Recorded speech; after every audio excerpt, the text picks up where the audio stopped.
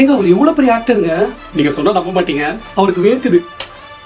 அவர் நம்ம மாதிரி மூக்குல தான் மூச்சு விடுறாரு, நம்ம மாதிரி காலில் தான் நடக்கிறாரு. இல்லைங்க அவர் எவ்வளவு பெரிய உச்சத்துல இருக்காரு. இதெல்லாம் பண்ணணும்னு அவருக்கு அவசியமே இல்லை. எங்கங்க இப்பதாங்க காரு ஃபிளைட் எல்லாம், அப்பெல்லாம் நடக்க கால் கூட இருக்காதுங்க. அவ்வளவு கஷ்டங்க எனக்கு.